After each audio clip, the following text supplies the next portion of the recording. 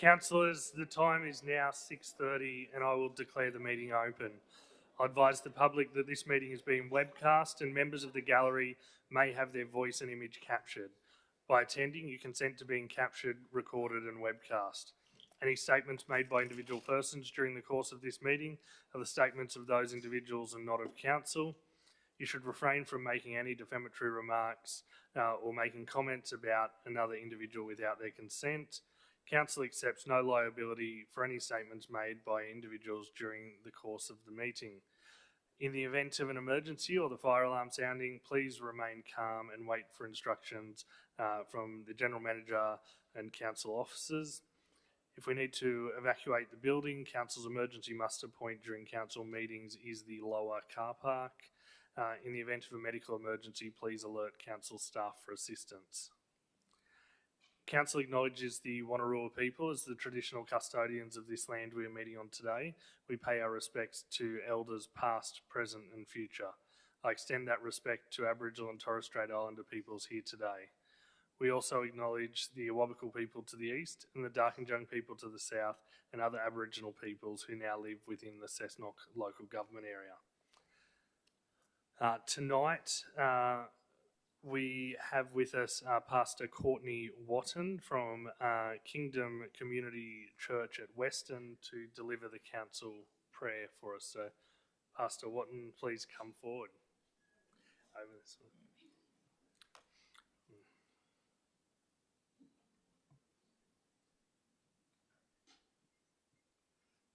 Hi everyone, my name's Courtney and I'm a pastor from Kingdom Community Church in Weston.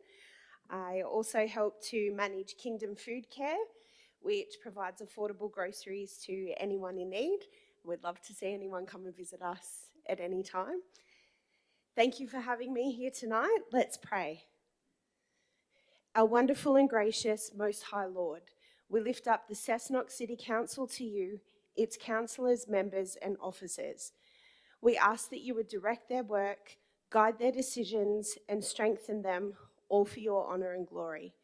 Guide them in their decisions for the welfare, safety and betterment of our beautiful community so that truth, peace, happiness and safety can be felt across our city and in its people. Let all that be done glorify you, Lord. In Jesus' name, amen. Thank you, Pastor Watton. We'll now move on to the receipt of apologies or applications for leave of absence. No applications for leave and no apologies. We'll move to confirmation of the previous minutes of the previous meeting. Moved Councillor Hill, seconded Councillor Sander. Is there any debate? No debate, I'll put the item. All those in favour? It's unanimous. Are there any disclosures of interest? No disclosures of interest. Petitions. Yep. Councillor Watt. Yeah, thank you, Mayor. I've just received 2,670 signatures, all with contact details collected from 5 businesses on Wollombi Road. On the petition, it states that while we recognise that the traffic congestion on Wollombi Road needs to be addressed, the idea to increase the road to 4 lanes will significantly disadvantage residents, businesses and their guest customers. We propose that any works to upgrade Wollombi Road undertaken by Council to please retain street parking where possible. So I was going to actually submit a motion of urgency concerning this. However, I just want to ensure the public that we received, I want to table this petition, and you know, as with all of us as councillors, we really need to watch this project as it develops, and when we do get those final plans come through, pushing for as much time as possible so the community can actually have a thorough look at it, because this is actually affecting so many people, so many businesses. So I'd like to table this petition, these petitions. Thank you, Councillor Watton, and we'll take them.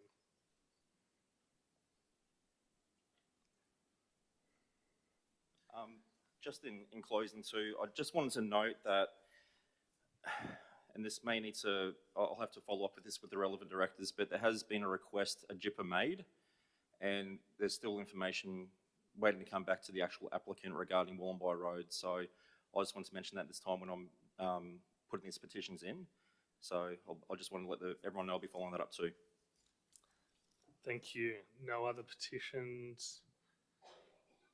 Okay, there's no public address. Consideration and adoption of all reports by Englobo. Someone wanting to move? Councillor Dunn. Thank you, Mr. Mayor.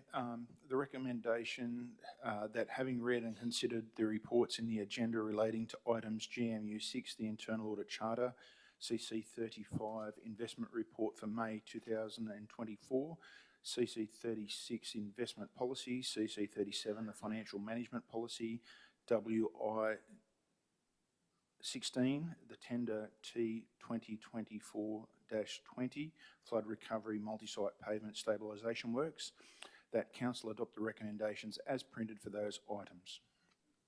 Are they seconded? Councillor Burke.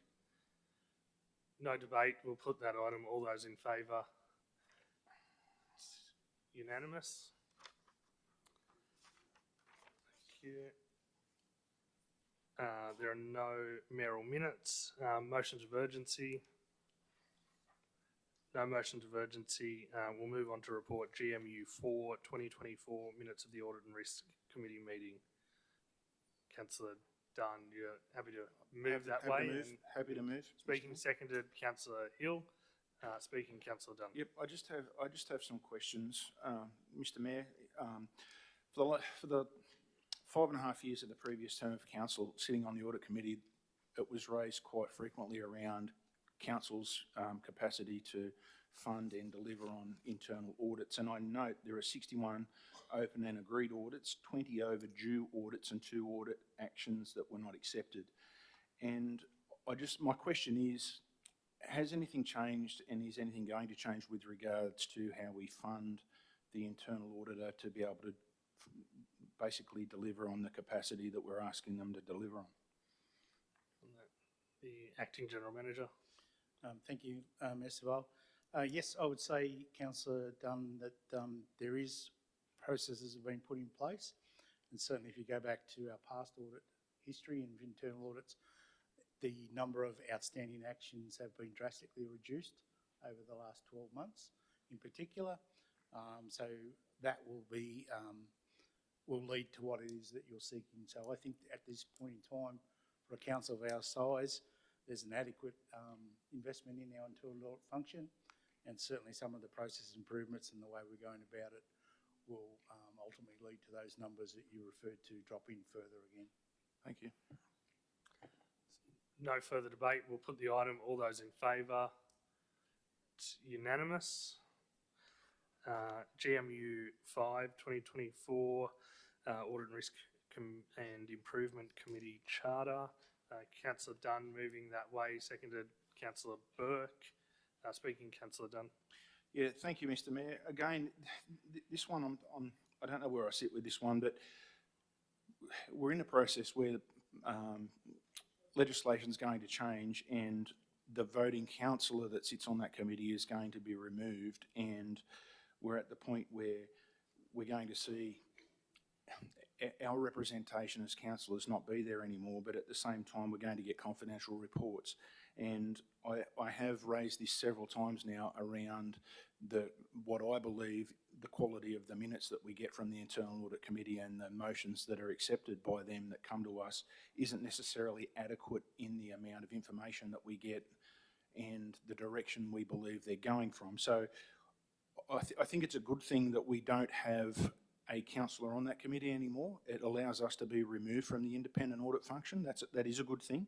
I'm just raising the fact that I would like, given that they are our level of security as councillors, that we actually do get a concise, confidential report from council, from the audit committee, and it's not simply a token report that basically glosses over what they've covered. Thank you. The Acting General Manager make some comments. Yeah, thank you, Mr. Val. A couple of things, Councillor Dunn. There will be still the ability to have a councillor on there, but they are a non-voting member. It is a prescription from the state government, so we don't have a choice in that matter. In relation to the quality reports, I would actually think that the proposed changes, and as they're outlined in the charter, will provide more information for the 13 councillors, because we'll be able to have more detailed information in that confidential memo that comes out to you. So I think it will be a tick on both sides. Thank you. With no further debate, we'll put the item. All those in favour? It's unanimous. Moving on to report PE 9 2024 development application. Councillor Hill. Thank you, Mayor Saval. I'd like to move a resolution with some amendments to the, as they are on screen there. Quite a bit wordy, so I might just briefly cover what the aim of these amendments are. Part A will become what the current resolution states, with the inclusion of this additional condition 10. Following the reading through the report and the additional site inspection this afternoon, it's clear that there is some concern from neighbouring residents in regards to the privacy into their backyards and such from the second story windows.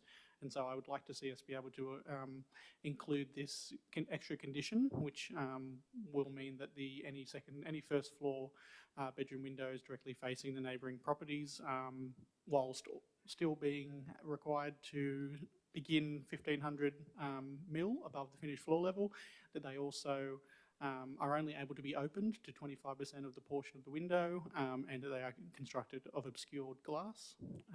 The part B, in addition, for this resolution, is that a report be provided to Council on the current review of car parking size being undertaken by Standards Australia.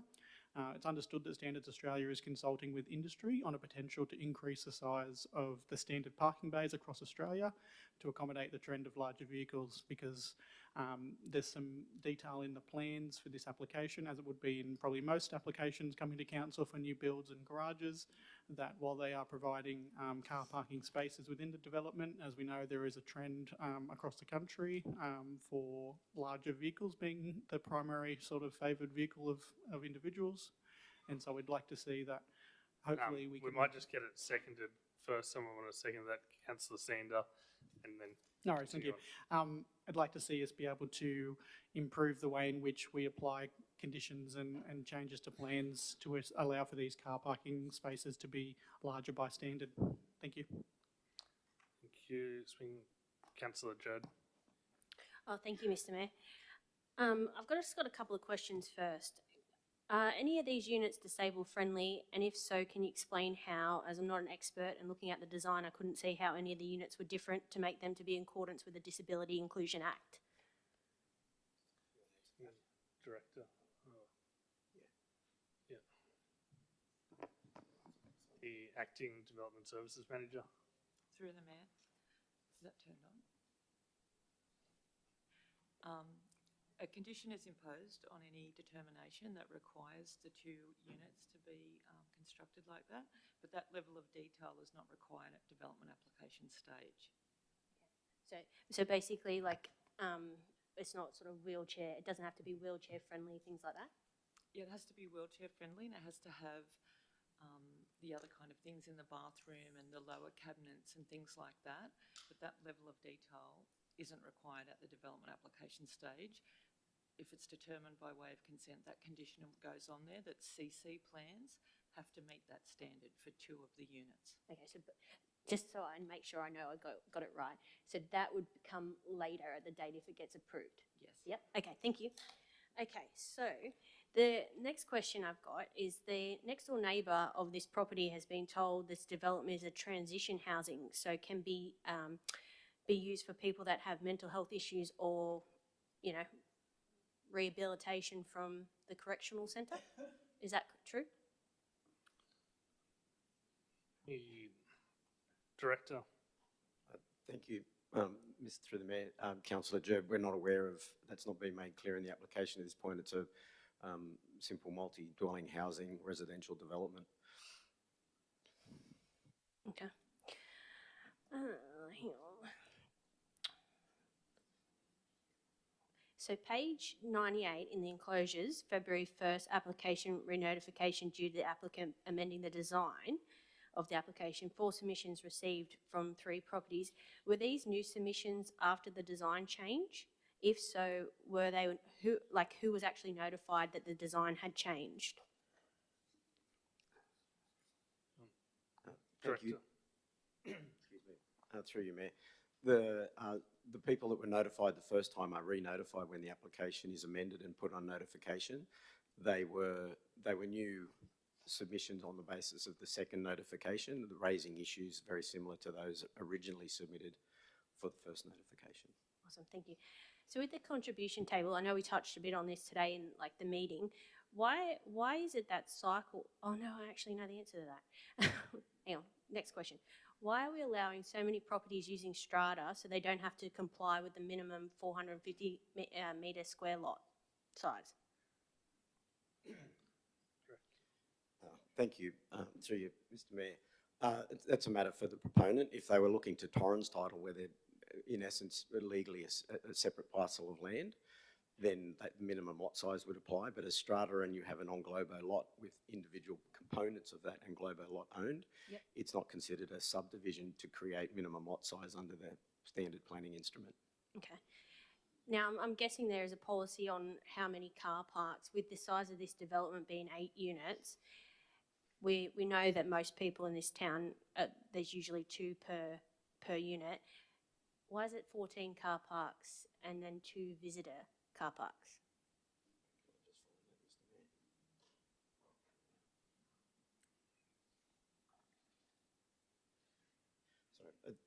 Sorry, thank you, through you, Mayor. Sorry, my apologies for the delay. Just looking through That's that okay. in the report. Do you want the manager? Have you got that hand up, Sue? I just have got it. The acting development services manager. Through the Mayor. Through the Mayor. Our DCP, Development Control Plan, identifies what number of car parks are provided. For the 2 single-storey dwellings with 2 bedrooms, they need 1 car park each, and for the remaining 6 units, because they're 3-bedroom, they need 2 car parks each. So the volume of car parking provided complies with the DCP. No worries. But we could put a condition of consent to put 2 more car parks in? Could we do that or not? Sorry, through you. The director. Well, it's free for council to make those decisions. The difficulty with that is that the applicant would then have an opportunity to have that application reviewed and argue that that is in addition to and exceeds the controls that council has for its application as consistently applied. I suggest that's perhaps part of the reason for the Part B resolution is to revisit some of those controls as parking and parking needs and vehicle sizes are changing across our communities. Okay, I'm going to think about those answers. Okay. Are there any further debate, questions? No? Oh, no. Oh, Sorry, I just wanted to mull over those answers because sometimes I go a little bit too quick. So the residents who reached out to me about this development and the reason it's here tonight are against the developer doing are not against the developer doing the 4 units they originally planned. They're concerned about the fact that the development was originally 4 units consisting of single storey, and then it was redesigned to now be a total of 8 with multi-dwellings. They appreciate that the developer has taken on some of the feedback with changing the front dwelling to single storey and the windows at the rear high so they cannot look into neighbouring properties. But unfortunately, this hasn't addressed all their concerns. The residents that have lived here and will be still here after the development has made money will be left with units that do not have enough parking. We all know Stevens Street does have a lot of units that are single level, and to add more without enough parks is adding to the issues of this street. Imagine if council decided to open Stevens Street up and it no longer stayed a dead-end street. The lifestyle in this area has a lot of families, and the size of the development does not leave room for children to grow up and play outside, with strata allowing this development with not all units having enough outside area to play. Can there be a condition of consent placed on the development to scale it back and not do the 2 storeys? No, I don't think that they can, no? the Director. Thank you, through you, Mayor. In simple terms, no, you can't impose a condition of consent that would then stymie the application. If that was the wish of the council to have single story, you would need to look at deferring the application, and we'd need to negotiate that with the applicant. It'd be a matter for the chamber. No, that's what I thought the answer would be. But we can put a condition of consent like what Councillor Hill has up there to make the fence higher. Could we do that? Because the neighbouring properties that the windows are, I know that we've got up there the windows are going to be, what does it say? The 25% of that portion of the window that is not fixed and will be constructed to absorb glass. So they won't be able to look out the windows, correct? All those windows on the side of the property, up the top? So I think the windows that are in any outways facing over another property are 1.5 metres off the ground. So they're not at a standard looking out of height. They're higher off the ground. They'll be now covered in like frosted obscure glass and can only open a shorter period so that it can't be then looked out of into neighbouring properties. No worries. So yeah, I just want to, so all the top windows will be where it will give bit privacy to the existing neighbours that are there. Yeah. That's the intention. Is there any way to also make the fence a bit higher? Because if we're going to have people outside, it just saves a lot of neighbour issues if you have the fence a little bit higher as well. Can we do that?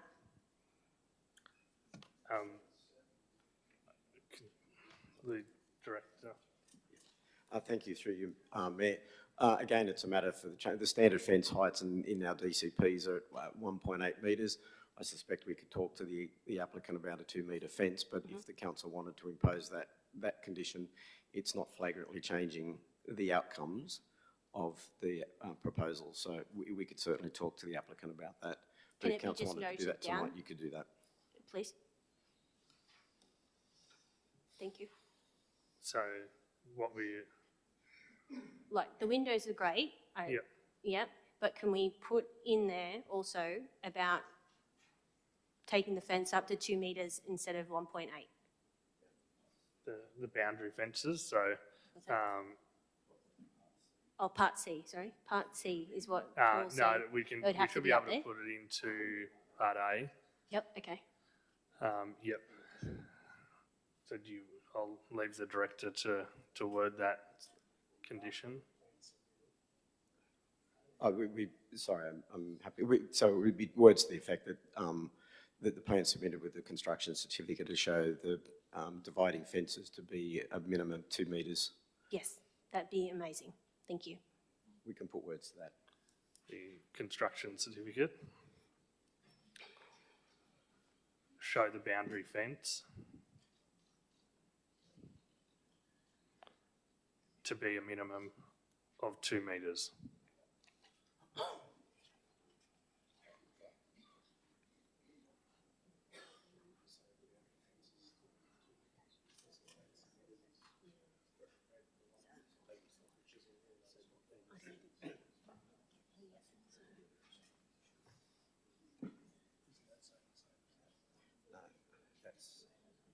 That's what we've got there. Yeah, but she's adding that, so this will be going down.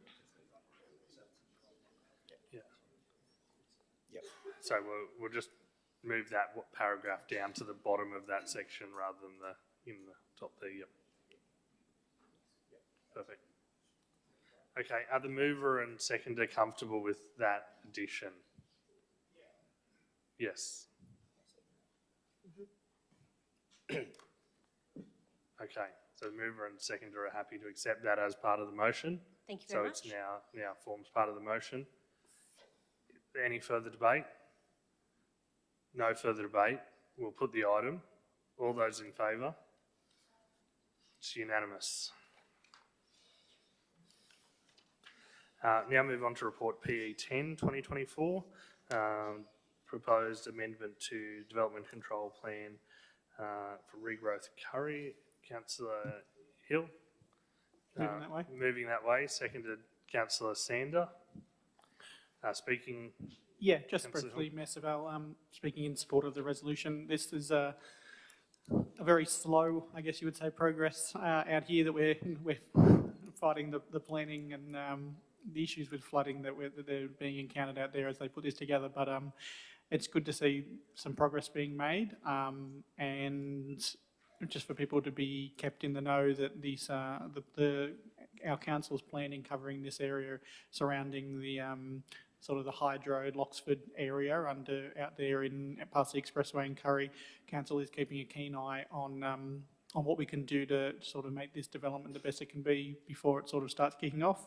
I, for one, am eager to look into what sort of planning we can do around how the developer is going to be laying out their roads in there. We hear from people all over the LGA that some of these new developments have pretty shocking road widths, and it's pretty easy to see if you visit any friends, family in ones at Cliffley, Gillison Heights and Greta.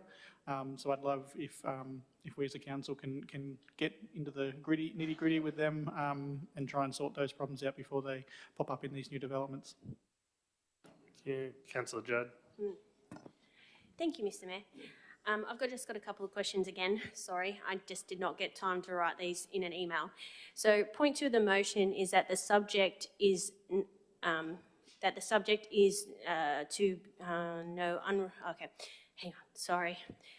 That point 2 that the subject to no unresolvable submissions, council adopt Chapter E20 Regrowth Kurri and the Cessnock Developer Control Plan. What is an unresolvable submission? Because when I was reading through a lot of the submissions, there was, that's an opinion, that's, not taken into account. I'm not a planner. So the question is there a checklist policy as to what is an unresolved submission? The Director. Community, sorry. Thank you, Mr. Mayor. Sorry, Councillor Judd. The community participation plan sets out how council will notify or exhibit its documents, and it also refers to how submissions or objections are received and how they're considered and counted. So that's the policy, the council policy that we apply when we're considering those. And in relation to unresolved, we'd be looking to see if there's a legitimate submission and it can be resolved either by changes to the wording or through conditions that are then applied in a case of a DA, then that would be a resolved submission. In this case, we're talking about just those changes related to the floor levels for the employment land for the flooding required by the Department of Planning. So we do, on this occasion, hope that we don't get any submissions on that basis, but that's community participation plan is the document that we follow. Okay, thank you so much. Just bear with me, and these might be for you too. Is the railway line staying? By the pictures, it seems like it could be. Sorry? The railway line, is it going to stay existing in it? Oh. I'm not familiar. Sorry, Mr. Mayor, can we start there? Yeah, the Acting Development Services Manager, Strategic Planning Manager. Railway line will stay as is. Yeah. So on the picture, it has still got the railway line still drawn through it, and I didn't know whether or not that would stay existing there or if they would take it out. No, the railway line will stay as is. Yep. There is a portion of it that, with the subdivision layout, will allow vehicles to travel through Cessnock local government area into the Maitland local government area, and that's the only part of land that's going to be impacted on. Okay, awesome. Thank you so much. I thought so, but I wanted to make sure after going to that railway meeting. What is AS4282 control for street lighting, and where do you find this information to read?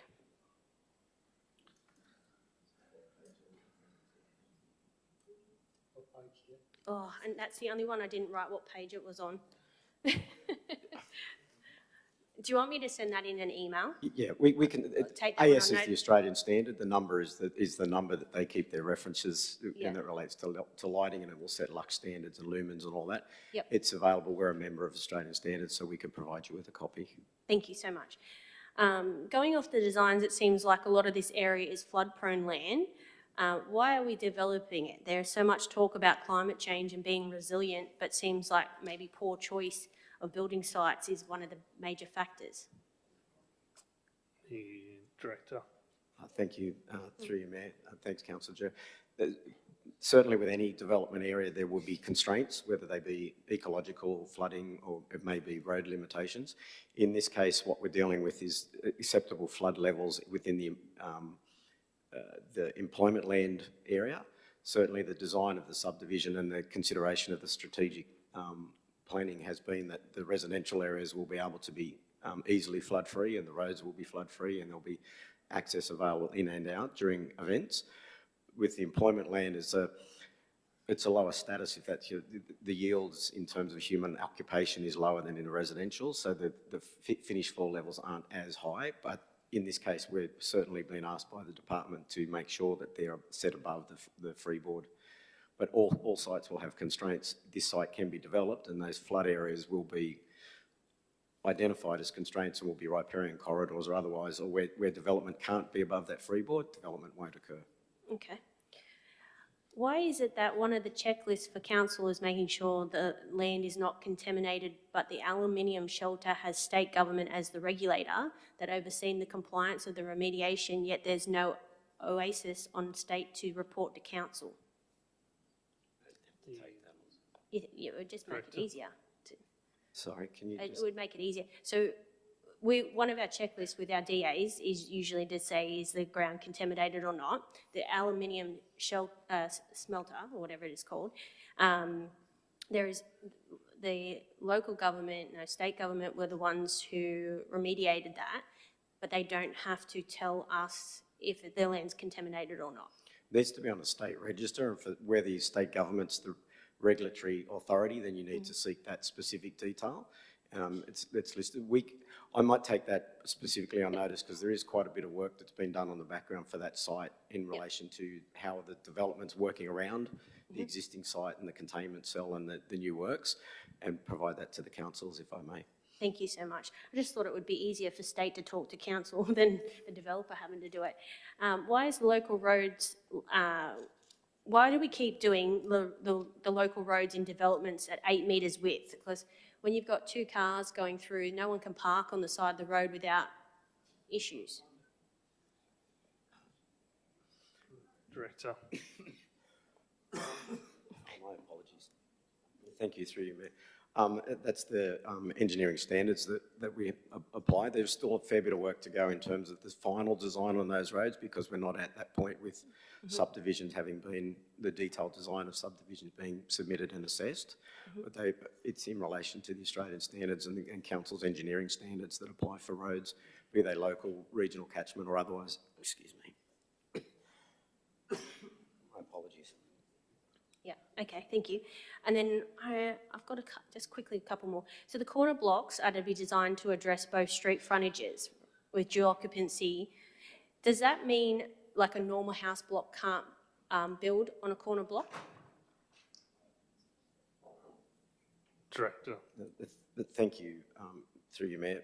Councillor Joe, my apologies, I'm not across the exact detail of this. What we are seeking for council tonight was there's the one amendment, the policy, the draft DCP, the DCP has been adopted and endorsed. I'm happy to take those questions about the other elements of the DCP on notice and come back to you. What we're dealing is the amendment relates to the flooding and that flooding element of the employment lands. There aren't any other elements of the DCP in place that we're seeking to adopt. I'd need to take those on notice to give you a more complete answer. Yeah, all right, thank you. No further debate. Let's put the item. All those in favour. Councillors Jackson, Dunn, Burt, Grind, Sander, Hill, Hawkins, Painter and Saval. Those against. Councillors Watton and Jerd. I'll declare it carried. Moving on to P11 2024. Councillor Hill. Happy to move that. Move that way. Seconded. Councillor Grind. And just to speak briefly again on this one, Mayor Saval, in the enclosures document, there is information in regards to the submissions made surrounding this development for the Kingsway building up on Lang Street in Kurri. and just really good to see some of the comments from the community, things like, please build this, we need Woolworths in town, plus some other specialty shops. I've lived in this town all my life, and, you know, I believe a Woolworths complex will renew the town and the CBD main strip. Some more straight to the point ones, just build it, this town needs more infrastructure. And other ones talking about this being fantastic for the town, giving residents more choice in how they spend their money in the local community, whilst increasing employment opportunities, especially for our youth. And the sooner this goes ahead, the better. So I think this is one of the final steps we have here at the council level for putting this application forward, and I look forward to the regional planning panel considering this application, and I would hope approving it for the development to go ahead. Thank you. No further debate. We'll put the item. All those in favour? It's unanimous. Report P12 2024, moving that way. Councillor Dunn, seconded Councillor Hawkins. Speaking, Councillor Dunn. Thank you, Mr Mayor. I just do have some questions. We were given the map of what it looks like to for the intersection, and it's a massive no, but there's no traffic lights there. And in the Wollombi Road master plan, there were traffic lights. Can I just get a confirmation that this is going to be an adopted plan, and that is one less set of traffic lights that is possibly going to be in the Wollombi Road master plan? Through you, Mr Mayor, the intersection is planned for, as part of the Wollombi project, planned for traffic signals to enable the subdivision to go ahead. So just, can I get a bit more of an explanation around this notion that, you know, I in 7.5 years, I don't remember such a big development come back to council whereby we've actually had conversations with the developer and we're on the same page around going forward with something in line with the strategy that we've adopted. Given that, I'm just unsure how we're now looking at this without traffic lights, and the plan that we've seen all along has had traffic lights in it. If we're then adopting to the plan with regard to our strategy, but we're looking at a plan that doesn't have traffic lights in it. Director. Thank you. Through you, Mr Mayor. Councillor Dunn, if you don't mind, I'll take that on notice with respect to the... Would you like me to rephrase it? Yes. This doesn't have traffic lights. It says we're going to be working with the developer in line with our strategy, yet our strategy has traffic lights. And we're looking at a map that's been presented to us. How can we be working in line with a strategy and adopting a plan that's against the strategy? So the requirement for the development is for an intersection for access for the release of those lots. The intersection itself with respect to traffic signals is in line with the strategy for Wollombi Road, which is for any future stages that are associated with that and the need for traffic improvements, that is safety improvements at the intersection. Okay. So, Councillor Judd. Oh, I thought it did. Sorry. Thank you, Mr Mayor. I just got two quick questions. 11.2 of the deed says the developer must pay the monetary contributions to council for the intersection by the earlier of the following, the 30th of June 2028, or at the time of the subdivision certificate is issued for the 14th residential lot, or on the date that is 4 months after the next development application is approved. Now, then page 199 says 14.3 that council will use its best endeavours to complete the intersection work as modified by the modification by the 31st of December 2025. Is that saying we do the intersection work in 2025 and the payment is not until 2028?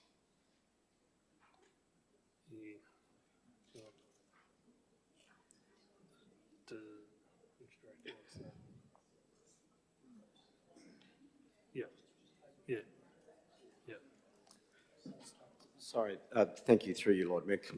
I'm going to have to defer and take that on notice to get the specific detail for you. Okay, I think we might have to defer the report with councillor Dunn's question about the intersection and now the money side of it. I think it's a good idea to defer. I'm happy, sir, through you, Sure. Mayor, if I might. Karen, are you able to talk? The original development consent, as I understand, didn't include the detail that is now being planned. And in order to avoid the developer doing his conditioned work on that intersection and then council, not too distant future, coming and, in essence, making it redundant, it was agreed that we would work with the developer, arrive at an agreed figure that would enable the design and development of that intersection to work both for his development and the staging of his lot release, but also being constructed to the standard that council required, which will at a later date on the release, I think, of the 500th lot within the broader subdivision, enable the installation of traffic lights. So it will be prepared to enable traffic lights. It won't initially require traffic lights until the staging of that development at the 500th lot, I think is the number. But I could confirm that detail for you. Yeah, and I might just before we go, I might just take this opportunity to remind all councillors that under the Code of Meeting Practice, clause 9.17, that councillors should take the opportunity to provide, and if they're going to ask questions tonight, reasonable notice is entitled to be given to the person you're asking them. If you do have detailed questions, please put them through in writing, because it allows council directors to consult with other staff or people if needed to make sure you have an answer. Turning up to a meeting to ask a series of detailed questions does not allow for the proper functioning of the meeting. Councillor Jerd, you can continue. Yes, sorry, Mr. Mayor. I'd like to ask my questions in my train of thought with my dyslexic brain. It's actually how it works better. I do try and put my emails in, but sometimes I don't get responses. So, my question is,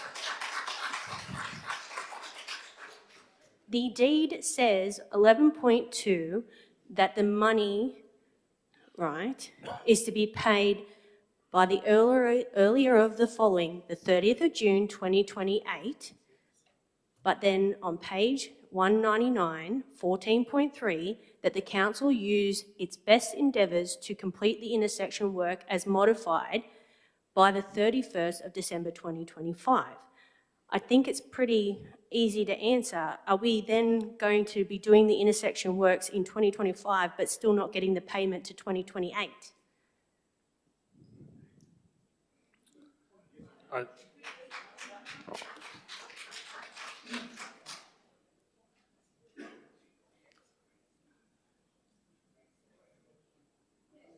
And if we can't answer it, I think it's a very good cause to defer the report until we know that we're going to be either doing the works before the money or at the same time. I can't see how we can't defer it.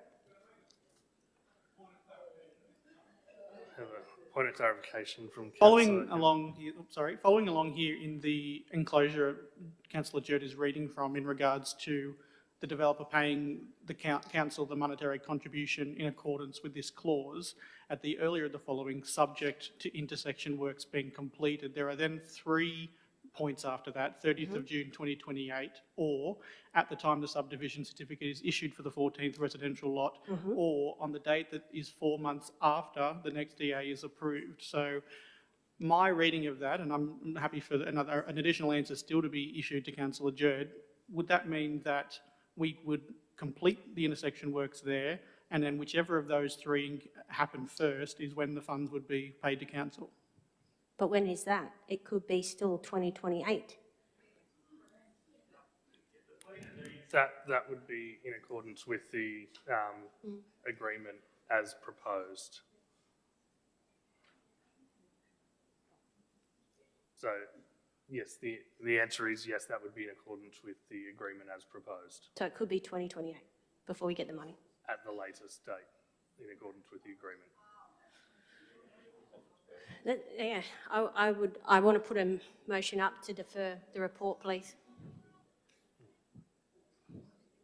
Yeah. And the traffic lights. Councillor Dunn had a good point about the traffic lights, and then the money, I want clarification on that. Well, so there's a procedural motion to defer the report. Should councillors wish to defer the report, is that seconded? Councillor Watton will put that in motion. All those in favour of the deferral of the report?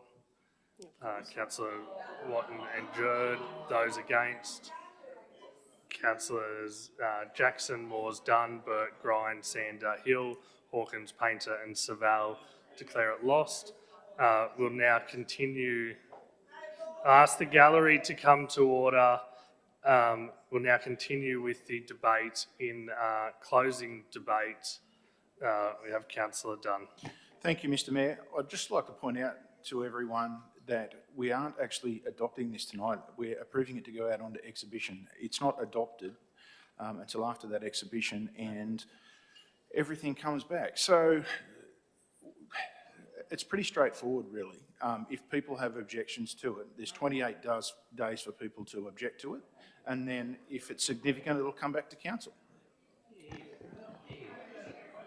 Thank you. With no further debate, we'll put the item. All those in favour? Councillors Jackson, Moores, Dunn, Burke, Grind, Sander, Hill, Hawkins, Painter and Saval. Those against? Councillors Watton and Jerd. I'll declare it carried. Now move on to report PE 13, 2024. Moving that way, Councillor Hill, seconded. Councillor Burke, speaking.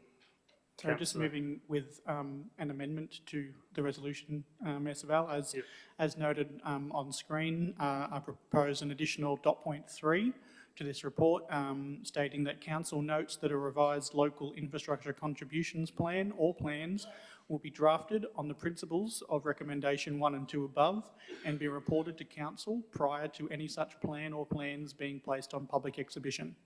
And the seconder, Councillor Burke, will come to it with that. Yep. Now forms part of the motion. You speak any further? Yeah, I can just briefly, if we like. This is councillors who are available were able to meet to have a bit of a discussion on this item earlier this afternoon. This is quite a relevant plan that we're sort of moving towards having a new version drafted of. Local contributions sort of make up the monies we are able to levy from developments within our LGA. 711 infrastructure contributions sort of being the flat amount we get per block, or a 712 contribution plan sort of being a percentage of the development that is being proposed. So these are the monies that go towards funding things like footpaths and roads and services in our LGA, and I think that this is a very important part of council's operations for us to consider. I'll be quite interested to see the draft plan that returns to council, and when it comes to council and is voted on, I will again be encouraging the community to look at it and engage in the submissions while it's on exhibition in future. Thank you. Councillor Jerd. Thank you, Mr Mayor. One question I forgot to ask today at this meeting that we had was, in this report, we're applying to IPART for Belburn North. I forgot to ask, why do we need to do that? What was the infrastructure we weren't able to do if we didn't apply for it? Or IPART, sorry. Did I say IPART? Thank you. In relation to the levy components, you need to, where you're going above the 1%, you need to get the permission of the Minister for Planning. So it would be the department that we'd need to write to convince them of that. And in relation to the thresholds that are set for a 7-Eleven at the 20,000 and the 30,000, then again, it's the Minister that approves that, whether he uses his department or IPART to contemplate your submission, but we would be writing to the Minister for Planning. Okay, thank you. Thank you. No further questions. We'll put the item. All those in favour? Councillors Jackson, Moores, Dunn, Burke, Grind, Sander, Hill, Hawkins, Painter, Watton and Saval. Those against? Councillor Jerd. I'll declare it carried. Moving on to report CC 33, 2024. Adoption of operational plan. Moving that way, Councillor Burke, seconded Councillor Grind. Speaking On that, Councillor Judd. Thank you, Mr. Mayor. Just quickly, I just want to suggest to any person in our LGA that is looking at doing any sort of development to read this document, to know what fees and charges there is prior to commencing any sort of build. This way, it helps you to not miss the hidden and unexpected fees that you wouldn't know about until you go into a DA process. And by the time you may have already started paying a fee and feel obligated to continue. There is all sorts of information in this document, from swimming pool fees, library services, schools, hall hires, performing arts centre, advertisement areas such as the banners at Kurri and the Hunter Valley Information Centre, the airport with helicopter and tourism fees, and everything you need to know prior to going to the dump with all the different charges. All indexed for anyone to read and know the cost. Just look up fees and charges on Council's website. I think this is important because a lot of people don't realise that Council actually has it indexed, and I just wanted to highlight just the amazing work Council staff have done to put this in a great document that is a lot to read. Thank you. Councillor Hill. Thank you, Mayor Saval. Just again to dip to the enclosure to comment on a few of the submissions made and some of the positive feedback we get, because it's not always we get a great deal of submissions when things are at an exhibition, so it's good. I thought it may be good just to highlight. There's some decent comments in here about members of the community congratulating Council on our libraries and the way that our staff and the events that are organised and run by the libraries are being a joy. And there's also comments in here. As a councillor for Ward D, I've been quite involved with the the Richmond Vale Rail Trail or Shiraz to Shore program, and it's good to see continued sort of contributions and submissions from the community in regards to their interest in seeing that progress.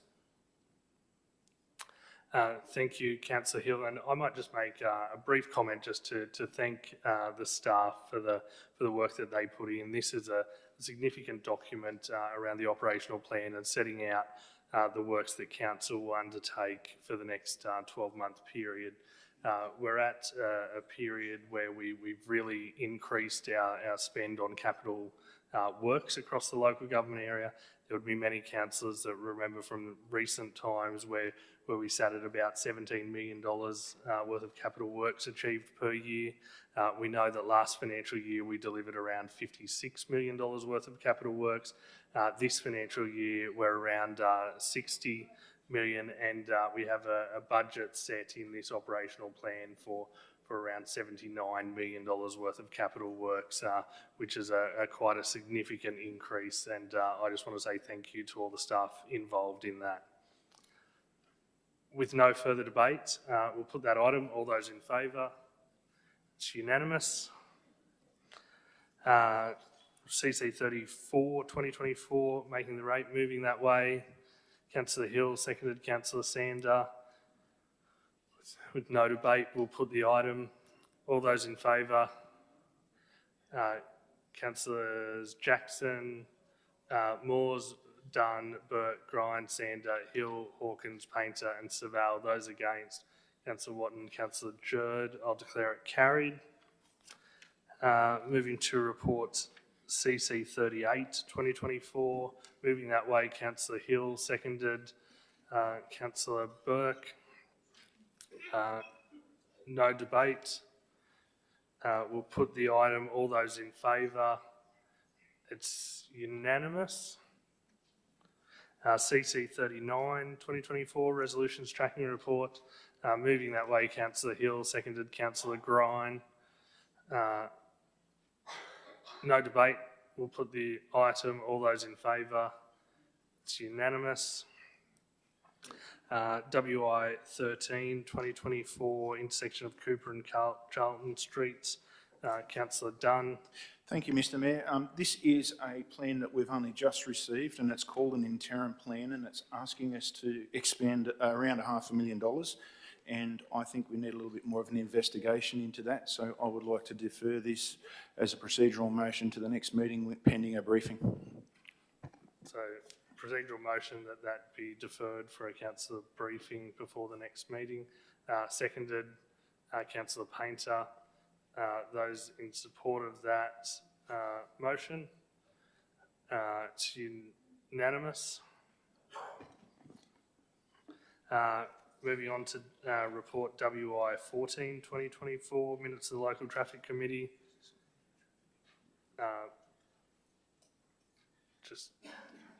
So it's from before, and yep. Traffic committee, moving that way, Councillor Hawkins, seconded Councillor Hill. No debate. Thanks, Mr. Mayor. Look, I'd just like to thank Councillor Painter for stepping in and chairing this meeting for me. But I'd also like to thank, I guess, the director, but also our principal engineer of traffic and transport for the way this report has been presented to council. There's been some changes to how things need to be reported to council, and actions that require council consent or council concurrence, rather than simply delegating that to the staff through the general manager. So I'd like to thank the director, because this now, it explains to everybody what actions have been taken and what people can follow issues along right through to completion. So I think this is an improvement on how we report things to the council, and it's a more accurate reflection of things that actually take place in that committee meeting. So thank you very much. Yeah. No further debate. Put the item. All those in favour? It's unanimous. Moving on to BN6 2024. Councillor Hawkins. Thanks, Mr. Mayor. Look, I'll just read this out first. It's fairly So you're straightforward. moving the motion. Can I get it Yep. seconded? Councillor Grimes. Well, I'll move the motion being that council bring forward the review and update of the Waste and Resources Recovery Strategy 2020-25, and that the updated strategy be endorsed by the elected council prior to the implementation of the state government mandated FOGO scheme expected in 2025. Point 2, council prioritise the review of options for standard collections, particularly in part 3.4 of section 6 action plan of the strategy, and report back to council on the benefits and the costs. Question 3, this is probably the most important one, that the existing collection services remain unchanged until the newly elected council endorse the updated waste and resources strategy and the state government mandated FOGO services are potentially introduced in 2025. Excuse me. Mr. Mayor, look, the rationale behind this is fairly simple. The policy for food and garden organic FOGO collection has been mandated by the state government. While council must adopt FOGO, we have the ultimate say in determining the makeup of our waste collection services and strategy. The uncertainty surrounding the establishment of a regional processing facility and the start date for FOGO has left many in the community concerned and or confused about proposed changes to our collection services. Council's current position would implement FOGO services weekly and a general waste bin and recycling services alternating fortnightly. It does offer residents the ability to apply for additional bins and or weekly collection at a reasonable cost in point 3.4a. Whilst this policy was designed to allow people to add weekly red bin collection if needed, I feel the majority of people would prefer the choice to decrease their service to fortnightly, potentially reducing costs when they are confident that their waste removal requirements can still be met. I'd like council to investigate an option that implements the FOGO scheme in addition to our current service, i.e. weekly red lid general bin collection and fortnightly yellow recycling collection. I'd also like council to consider that any reduction in collection frequency should be an option selected by each household based on their unique needs and experiences. I'd like council to investigate the option of offering this reduced collection frequency and a reduction in waste services fee to encourage households to take advantage of potential savings any such scheme may offer. I realise the forced behaviour change method around FOGO strategies, it has merits, but for Cessnock City Council and our circumstances, I feel our residents should have the choice when they reduce their weekly collection services, if at all. I believe that any new strategy to reduce the amount of waste to landfill will have the support of the wider community, and that our Environment and Waste Services team will be well placed to deliver the exceptional levels of service our residents currently experience. To clarify, If Council adopts this motion, there will be no changes to the current waste collection services until after the next elected council considers the updated waste and resources strategy.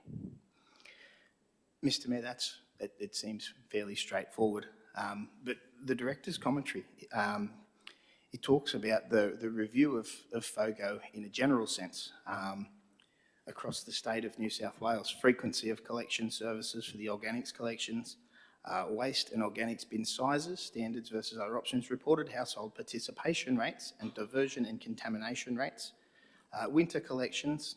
The review, it will go on to consider a very broad examination, I suppose you would say, of the FOGO implementation of the strategy. So look, with that said, I think there's been some confusion, I suppose, around what our strategy was going to be, what we've been forced to adopt and what we were choosing to adopt, and the fact that we'd acknowledged the need for some households and the preference for some households to maintain a weekly garbage collection for their general household wastes.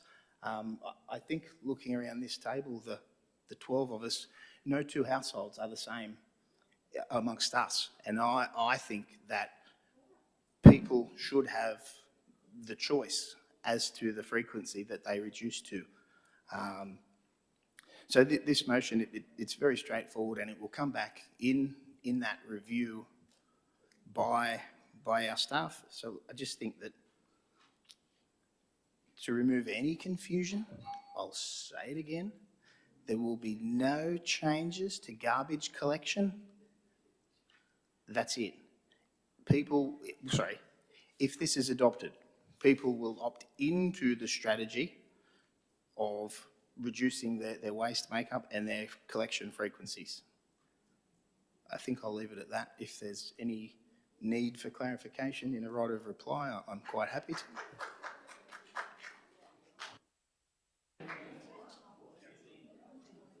Councillor Judd. Thank you, Mr. Mayor. Through you, I'd like to ask Councillor Hawkins. You mentioned there that this might save residents money if we vote this in. Do you know how much it would save them to not have the red bin weekly? Councillor Hawkins. Mr. Mayor, that will be identified in the strategy. I don't know anybody that would logically, rationally, sensibly, or even honestly propose a figure out of mid-air without having the review completed and that whole process. But by all means, would you like to guess? I wouldn't want to guess. I've been told it could be about $1,300 from another council. $1,300 saving? No, Nice. a $1,300 increase. Yeah, right. No. Well, Mr. Mayor, this is the same system I believe Maitland Council have adopted and are running with. So you could probably research that if you'd like to. But as I said before, this isn't a huge, crazy scheme. This is pretty simple stuff. Thank you. We're not here to debate the questions. Yeah, no, I just was curious if you knew how much it might save, because it might help change my decision. How much is an affordable amount if the residents choose to keep the red bin? Because that's in there as well. How would we find out what an affordable amount would be to keep the red bin fortnightly? Does council staff know what? I think it's important to note that any fees and charges are set by council through the making of the rate thing, which we did earlier tonight for this year. I think the waste collection for the whole waste collection system and other services that we provide, like mattress collections, chemical drop-offs, all of those things, from this year was just over $700, I believe, per residential household. And so that's the total yearly waste collection fee as it is. So what this motion proposes to do is keep it the same current collection rate. So any changes to that anyone would decide to look at or review as part of the review that needs to happen, because our policy is effectively out of date and not keeping up with what's going on would be something that would have to be considered by council as a whole based on that strategy. There's no figures, I think, other than the current figures that we could use. So I would use that this motion is about keeping the waste services the same, and therefore, yeah, we would be looking at something similar to what is currently there. No worries. I'd just like to know all the ins and outs before I vote on something. As per GM commentary in 2023, we adopted WI 18 for Fergo collection to be deferred to June 2025, along with Singleton and Maitland councils also choosing to defer to 2025. We do not have to change anything until then, so why not leave this until after the election?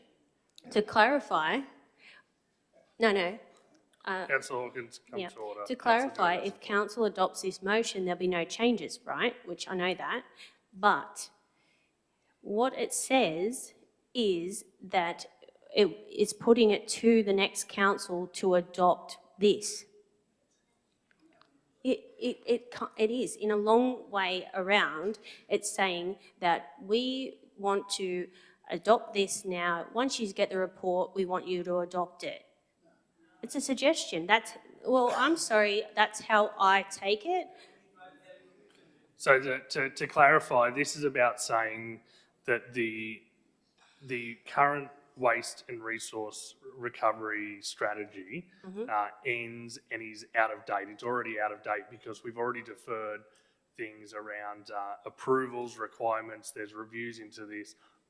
We don't know when and what's going to happen around FOGO. So the current system that's in place that was actually put into place, not last council, the one before, is out of date. And so it needs to be reviewed, and the motion says we need to bring that forward and actually review it so we can start to plan it in line with what's happening with any changes. But it's saying currently the strategy says something which is not what is able to happen or going to happen, and so the strategy needs to be changed, and people need to be aware that there will be no changes to bin services. Okay, well, that's not how I read this report. I'm sorry, excuse me. Councillor I actually would like that to be stopped because I'm feeling very attacked right now with the commentary that no one at home can hear from the other councillors. I am dyslexic and I can read something and take it the opposite way to someone that is not. If you do not understand that disability, please do not comment on how my brain operates.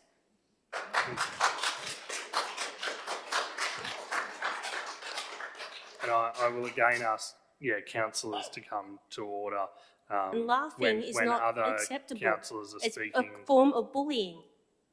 Yes. Should I So put when- a code of conduct in about So- the behaviour in this room tonight, laughing at me because I've read a report and I'm asking questions on it? Because I know the code of conduct will go nowhere.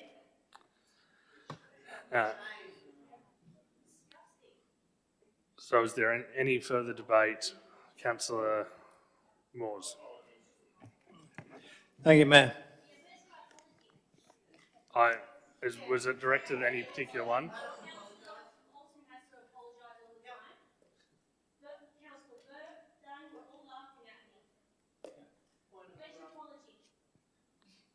Councillor.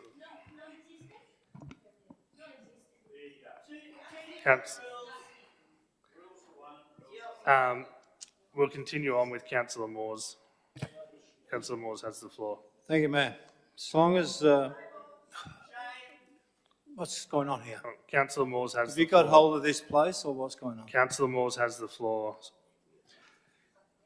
As long as people understand that this garbage is not going to go up in any way for any residents that is watching this.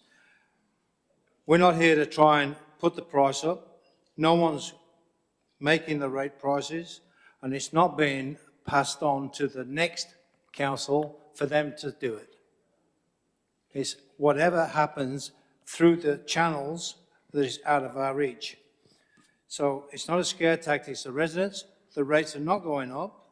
Your garbages are not going up, and you're still going to get them delivered every day. Thank you. Councillor Dunn. Thank you, Mr Mayor. I'd like to remind everyone that we're not adopting Councillor Hawkins's rationale here. We're adopting his motion that's on 3 dot points on the screen. And whatever we choose to take from Councillor Hawkins's rationale, that's up to all of us.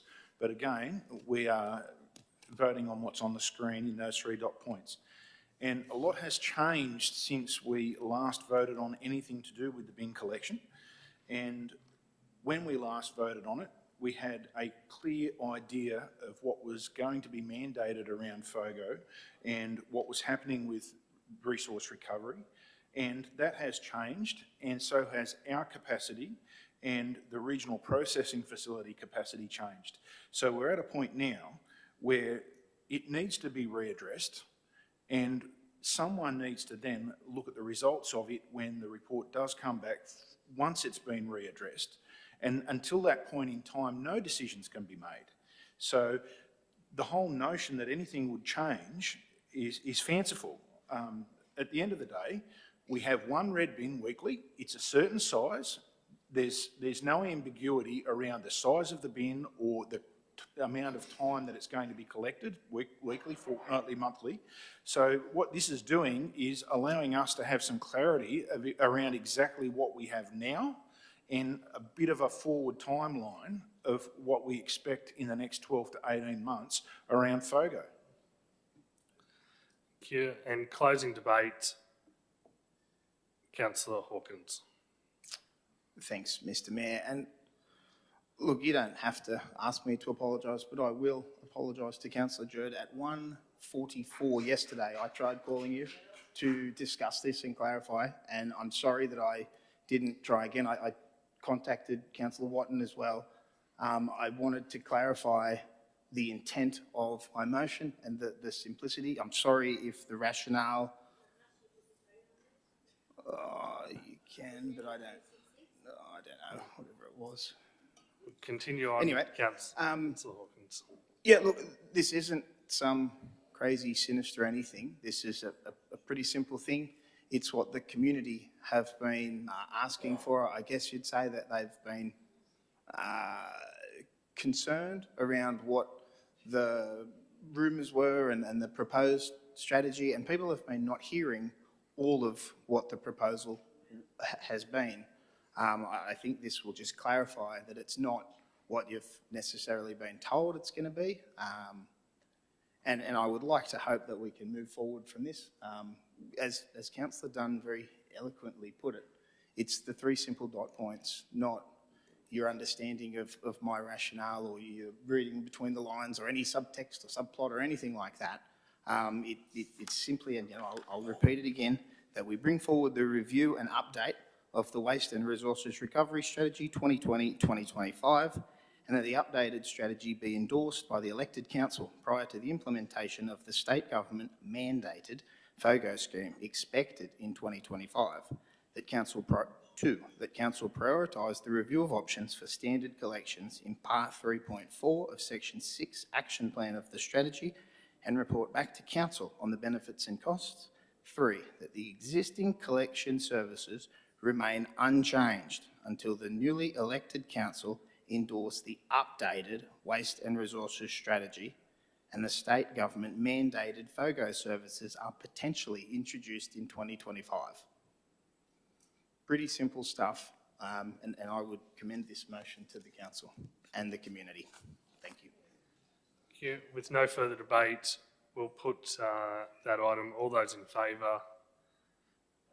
Councillors Jackson, Moores, Dunn, Burke, Grimes, Sander, Hill, Hawkins, Painter and Saval. Those against, Councillor Watton, Councillor Jerd. I'll declare it carried.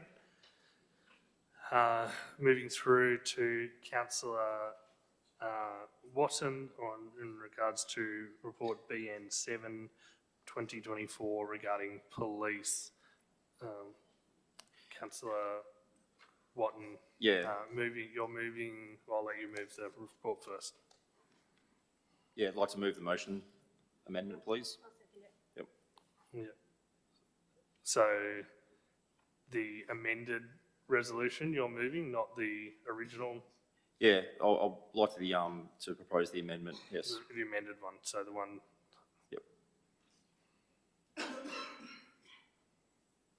So moving that way, so it was moved by Councillor Watton, seconded by Councillor Jerd. Speaking on that, Councillor Watton. Yeah, thank you, Mr Mayor. I had to move the amendment because, based on technicality, it's more so a council matter rather than a general manager matter. So this one's pretty straightforward, pretty simple. This follows up to a petition that I put forward to the community back in April, and it received over 1,000 signatures, which shows the need. You know, it shows the need for the police. At the moment, we've got about 2 police cars at any time patrolling our large LGA. As you know, everyone knows that we're a growing population in our LGA, and 2 police cars can't cut it right now. The police are crying out for this, so I'm trying to work in conjunction with the police, obviously with the community. We've got to do something because very quickly, even in around Huntley, that could very quickly turn into a ghetto with, you know, police potentially, you know, 25 minutes, 30 minutes at the very, you know, best case scenario come from Singleton, let alone Muswellbrook. So essentially the motion that I want to move here is that council requests a meeting with New South Wales Police, local MPs, relevant council officers and other key stakeholders where appropriate in order to discuss potential strategies regarding the need for an increase in police presence across our LGA, and point 2, that council write to the New South Wales Minister for Police, Yasmin Catley MP, advocating for an additional police presence throughout the Cessnock LGA, including any necessary operational staff level increases to support our growing community. And I just want to add in here too, so initially you can still sign this, the petition is still live, you can still see that, it's actually on the agenda there, but a lot of people are going, well, this isn't necessarily a council matter, but it is part of civic leadership. We need to advocate for our community where possible, and if they're not going to do anything, then we need to do something. So I'd rather get this council, you know, supporting any positive forward movement on all levels of government to put the pressure on. If they're not listening, then we need to keep shouting louder. So, and this is in line with our delivery program 1.2.2a, be an active member of collaborative network groups that strive for inclusive, safer and healthier communities, and 1.3, promoting safe communities. Yeah, thank you. Thank you. Any further debate? We'll put the item, all those in favour. It's unanimous. Councillor Wharton, now on BN8 2024, you're moving the... Yeah, I'd like to move the proposed amendment, please. What's your name? It's, Oh, yeah. and is that seconded? Councillor Painter. okay. Right to speak on? Right to speak. Yep. So, with relation to this, the reason why I put an amendment in is because I want to expedite the process. So, from the General Manager's commentary, we need a master plan for all of our assets. So, at present, Greeter needs a new master plan. However, there's going to be no funding for said master plan until 24-25. Well, there's no money there at all. Now, I understand that this would typically go through the strategic property group, or committee, should I say. However, you know, I'm acting in response to an urgent need in our community. As we know, we're in a cost of living crisis. And again, people can point the finger and go, well, not our problem, sorry, not a council matter, we can't do anything about it. But we do have facilities that are sitting there dormant. At present, the hall that I'm speaking on here is a great hall. It obviously doesn't have a toilet and things like that, but it sits there and it's typically only used around Anzac Day and for ceremonies there, which is fantastic. And I have been approached by providers, so food bank providers that could offer a service and they could act on it pretty quickly and work around the other hall hires that are, or the other hiring of the hall that's in, active at present. So essentially what I'm looking to move here in response to the cost of living crisis is to recognise the important role food banks play in our community, especially during recent times of high cost of living increases. And point two, and this is significant, I want to put this out to the community, and the reason why I did want to put this amendment in is to expedite this, is to encourage anyone who wants to utilise council facilities for a food bank, whether on a temporary or ongoing basis, to reach out to council and start a conversation. And just a little point to add to that, so I'm not going to officially add a point to the amendment, but a bit more of a synopsis. Basically, we've got a lot of halls that are essentially underutilised. We've got Singleton Council has done something really successful, and other local regional councils where they'll have pop-up stores and advertise, and they can use, you know, halls in Kitchener, they could use Bellabird, and this would be a great facility because, as we know, if you don't have a car in our LGA at the moment, you're trapped. So that's where I'd like to move. Thank you. Councillor Judd. Thank you, Mr. Mayor. Recently, Dan and myself started having meetings with charities in the area to see how a collective can work together and get more resources and support for these charities and the people that are in need of these services. I see how this norm will be a step in the right direction. The number of people that are homeless is growing with the current government system we have in place. I was shocked but also not surprised when I was given a rough figure for just Cessnock of about 80 people. And this isn't just single people, this is families living in their cars. If we can do something like this, a small gesture, every little bit counts and everyone can help. It only takes something small to help your neighbour in need. So I'll be supporting this motion tonight. Thank you. Councillor Painter. Yeah, Dan, I just wanted to commend you for bringing this down to the council. Just had a couple of questions. How do you plan to staff this with this service? So pay the staff as in the volunteers or the food bank providers? Is that what you mean? Yeah, like you say volunteers and paid staff, or is it just volunteers? That's up to the organisation. So we just provide the facility and then they provide all the service. Right. So we're just, yeah, essentially, we're just providing the asset to use. Okay, no worries. Yeah. And Councillor Hawkins. Thanks, Mr. Mayor. Look, I think I'd maybe like to add a .3 to this motion, and that is that that council encourage anybody in need of these services to reach out to one of the providers that we list and we promote, and I'm guessing to some extent we obviously partner with, that provide these services.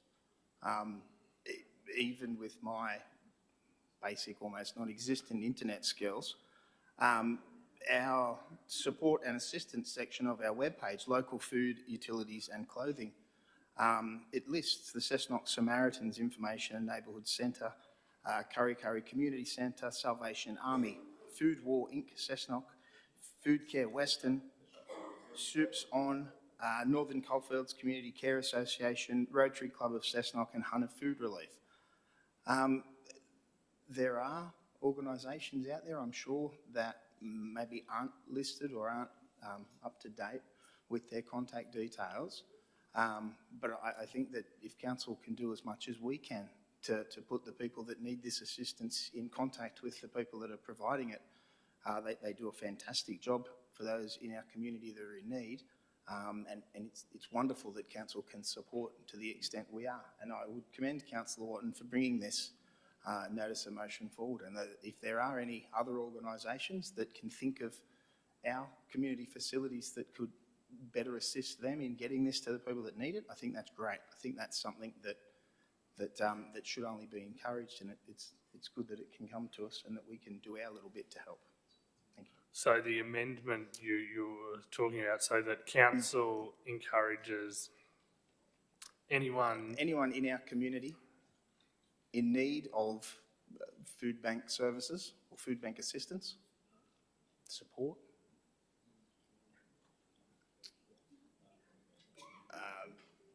to utilise our council website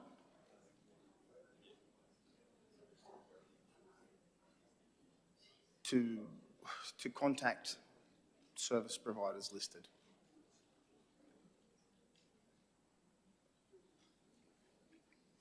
Okay.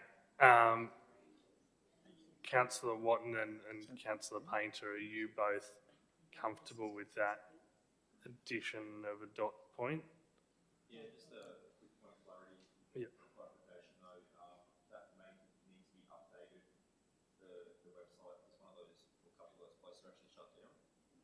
So, just FYI. Look, maybe a fourth dot point, that council review our utility services list and update, but I'm pretty sure the person who runs this website can watch this and work out what our intentions are. Yeah. Okay, so we're happy with that addition from Councillor Watton and Councillor Painter, so that now becomes part of the motion. Councillor Hawkins, you've finished, and in closing debate now, Councillor Watton. Yeah, no, thank you, Mayor, and thank you everyone for the support. Realise we don't need dot point 3, 4, 5, 6 in the stream of consciousness, so appreciate the sentiment though. Just please note though that the some are shut, and we need to be mindful of that. But I also just want to take the time to just celebrate, if that's the right word, all the great organisations that we've got in our community. Our LGA services is fantastic. Compared to neighbouring councils, we're looking after so many people on pretty much every single day, which is pretty much unheard of, neighbouring council to neighbouring council. So, and if you can support them, look up their Facebook pages, Hunter Food Relief, Soup's On, Carrie's Place, like all these places do an amazing work in the community. So I just want to really take time to congratulate these people, and they're the salt of the community. So yeah, thank you very much. Thank you, and with no further debate, we'll put that item. All those in favour? It's unanimous. And any councillor reports? Councillor Jerd? Thank you, Mr. Mayor. I've just got to hand in my report. Do you want me to read it out from the local road It's up to you. I'm happy for you to table it if you prefer. No worries. I will table it, and I'll put a copy on my social media for anyone to read. Yeah, Thank so you. tabled report in relation to the local roads Congress that I was there. Yeah. Was it last week? I don't know. It was before the long weekend. Yeah. Yeah, I was there. Thanks.